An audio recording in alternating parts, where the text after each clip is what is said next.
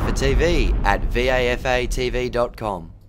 Hello again, welcome to another edition of VAFA TV. As you can see on the screen behind me, as announced by Michael Hazel a couple of weeks ago, the VAFA Grand Final Lunch is coming soon, and hopefully if you've got any connection to the VAFA, we'd love to see you at that Grand Final Lunch. Details about where you can buy your ticket are found on the homepage. Just click on Grand Final Lunch of the VAFA website, vafa.com.au.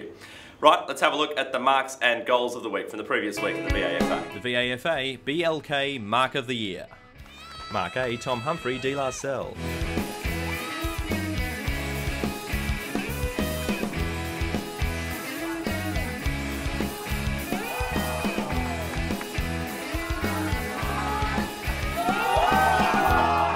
Mark B, Joel Rice, Old Carey.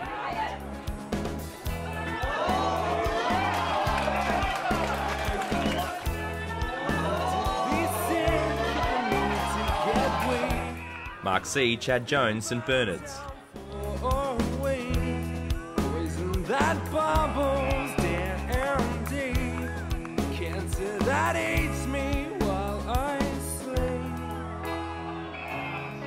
Mark D, Daniel Anthony, Old Brighton.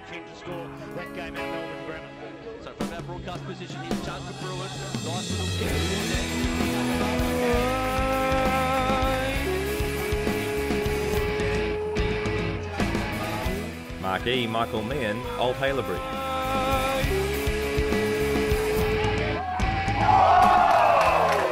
Vote for your favourite mark at vafatv.com.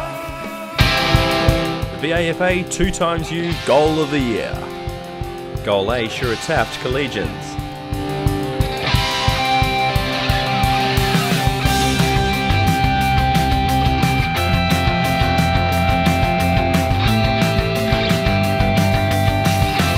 Goal B, Rory Angiolella, Fitzroy.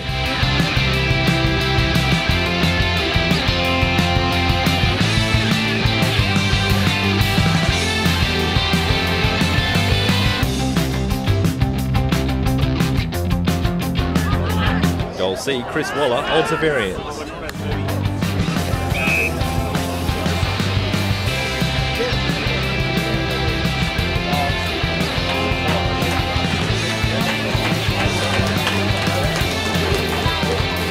Goal D, Aaron Kneebone, de la Selle.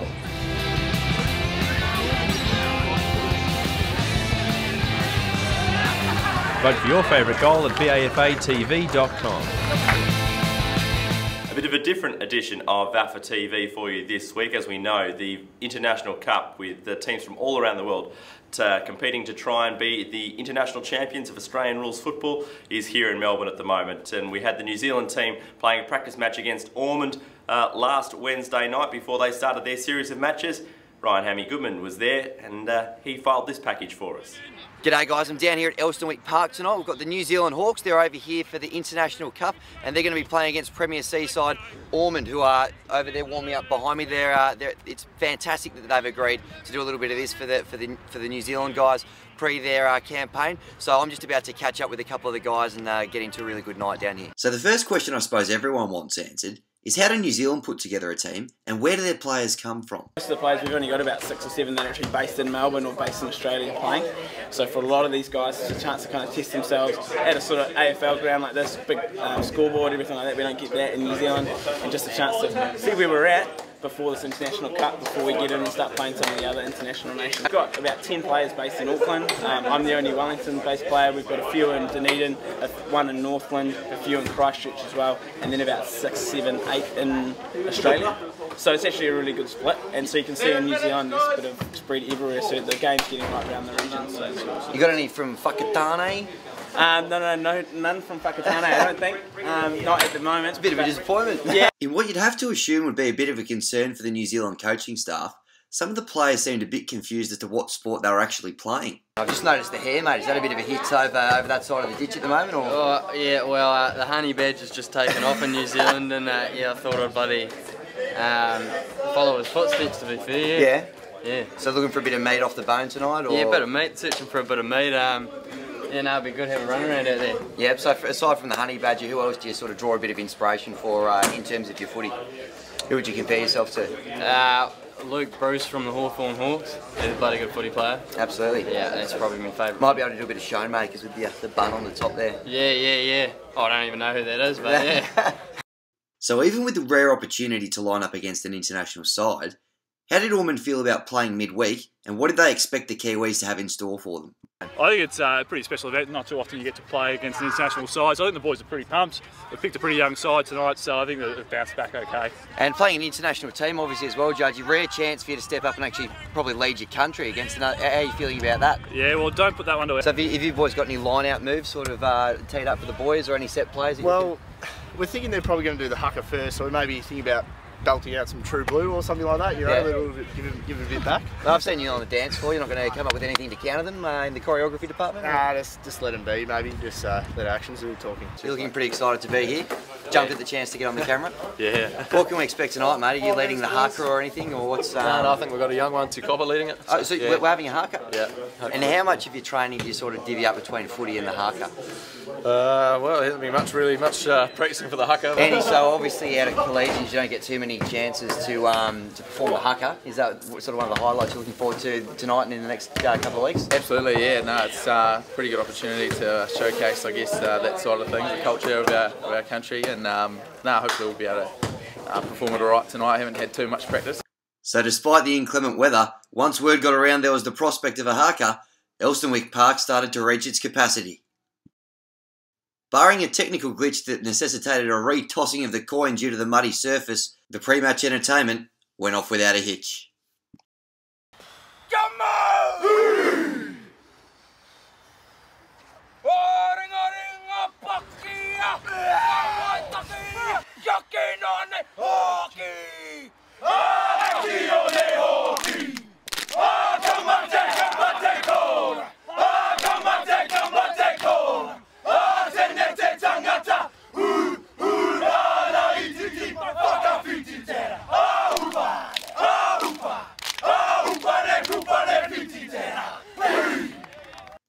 New Zealand looked the more at home of the two sides in tough conditions. Meanwhile, I made myself at home in the pavilion, where I caught up with injured Ormond Colt hero, Scott Walker.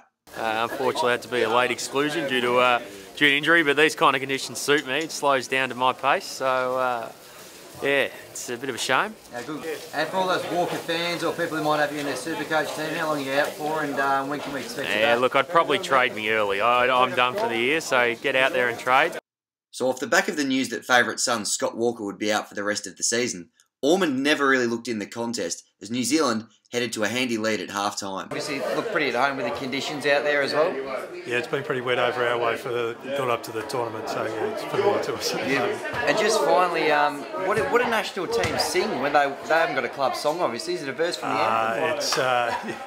It's a tune to the Hawks theme song, being the Hawks, New Zealand Hawks. So we're a happy team at New Zealand. Absolutely. Well, hopefully we'll hear you singing that a little bit later on.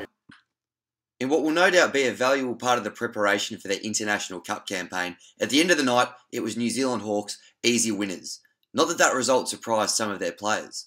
The conditions, it was actually a pretty good team effort. I mean, we've trained for many months on basically same principles over and over, and I guess tonight there was an opportunity to demonstrate those. I think we did to a certain extent, so I think we're happy with that.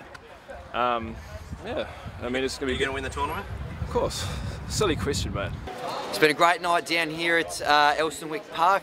All the best in New Zealand throughout the rest of the International Cup. Manningham Cobras and Box Hill North will be hosting international matches during our community round, so make sure you go and check them out. And remember, every day's a grand final.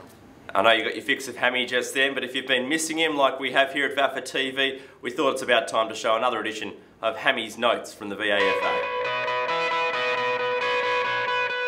Like watching footy on VAFATV.com? Well, it wasn't always easy this week with a series of photo bombs.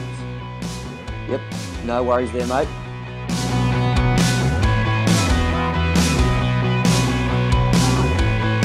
Not a problem at all there, fellas.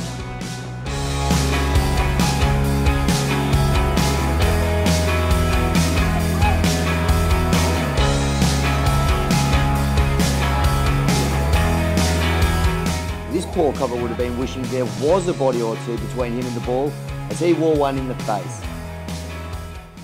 Last week saw the first ever night match in Premier Section between Collegians and Old Brighton. The historic event makes for very tough viewing on tape, with the lighting from the bright green scoreboard giving the feel of an alien invasion.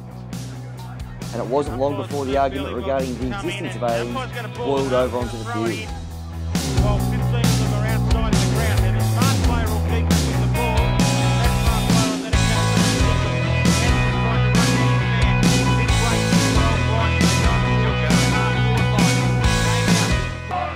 There must have been something in the water in the last few weeks, as Mazenod and Old Carey went toe-to-toe as well.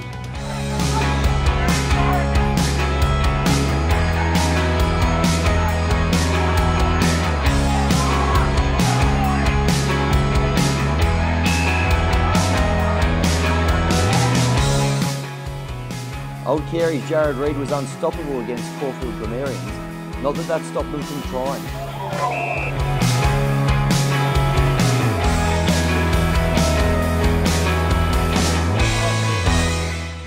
Most footy fans will agree there's nothing more amusing than a boundary umpire struggling to locate a lost ball, and that's exactly what we've got here.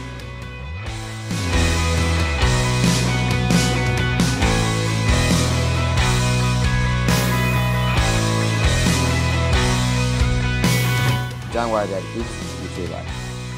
This absolute screamer of a mark from Hawthorn's Sam Gold is a remarkable exhibition of skill, and it's great to see some vision from the divisions coming through as well. That's it from me this week, and I'll see you with more notes next time. Just 2 rounds to go of Premier B down to Division 4 and 3 in Premier. It's getting very exciting in the VAFA. Thanks for joining us. We hope to see you again next time on VAFA TV. VAFA TV at vafatv.com.